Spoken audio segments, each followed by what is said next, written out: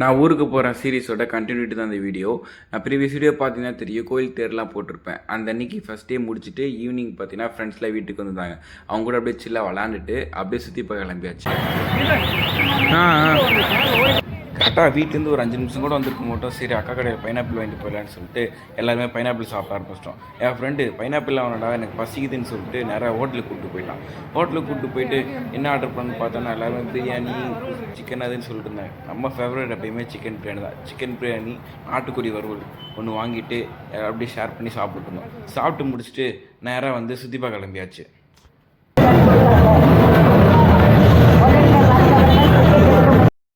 நம்ம ஊரில் ஃபேமஸே இந்த குதிரை மாடு தான். அதனால் நேராக குதிரை பக்கம் போயாச்சு.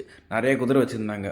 1 crore 2 crores லேக் அப்படின்னு சொல்லிட்டு நிறைய ரேஞ்சில் குதிரை இருந்துச்சு. ஆனால் எதுவுமே நம்மளால் வாங்க முடியாது. ஜஸ்ட்டு பார்த்துட்டு மட்டும் எல்லா குதிரையும் பிளாக் அண்ட் ஒயிட்டில் நிறைய குதிரை இருந்துச்சு. அதில் மட்டுமே நாங்கள் ரசித்து பார்த்துட்டு நேராக வந்துட்டோம். போகிற வழியில் பார்த்தோம்னா இங்கே வந்து ஷோகேஸ்லாம் காட்டிகிட்டு இருந்தாங்க. குதிரையை வச்சுட்டு ரேஸ் ஓட்டுற குதிரைலாம் காட்டிகிட்டு இருந்தாங்க. அதையும் அப்படியே பார்த்துட்டு எல்லா பக்கம் குதிரை களம் மாடு இதெல்லாம் இருந்துச்சு. எல்லாத்தையும் பார்த்து என்ஜாய் பண்ணிவிட்டு சரி வேறு சைடு போகலாம்னு சொல்லிட்டு தூரி சைடு போனோம். தூரியார் சைடு வந்து என் ஃப்ரெண்ட்ஸில் தூரியார்னு சொல்லி கேட்டே இருந்தாங்க. நான் எத்தனை வருஷம் சின்ன பிறந்ததுலேருந்து இருக்கேன். இது வரைக்கும் 1-2 தான் ஆடிருப்பேன். எனக்கு வந்து அது இன்ட்ரெஸ்ட்டே இல்லை. பயங்கிறது கிடையாது, அதில் எனக்கு இன்ட்ரெஸ்ட்டே வரல. எனக்கு போய் நல்லா சாப்பிட்ணும், நல்லா சுற்றி பார்க்கணும், அப்படி நல்லா பார்த்துட்டு அப்படியே வர்றது எனக்கு இன்ட்ரெஸ்ட் இருக்கும். அதனால் இவனுக்கு தூரி ஆடுன்ட்டே இருந்தானுங்க. சரி ஆடுறேன்னு சொல்லிட்டு கேமரா கொடுத்துட்டேன். அவனுக்கு மேலேருந்து கற்றுவானுங்க. அதை கற்றுறதெல்லாம் பார்த்துட்டு அது ஒரு ஹாப்பினஸ், அது ஒரு ஜாலியாக இருக்கும். அது வந்து எங்களுக்கு யாருக்கும் புரியாது பசங்களுக்குலாம். அது என்னமா இருக்குது எங்களுக்கு நிறைய பேருக்கு புரியும். வெளியிருந்து பார்க்குறதுக்கு என்ஜாய் பண்ணுறதுக்கு நானே என் ஃப்ரெண்ட் இருக்கோம்.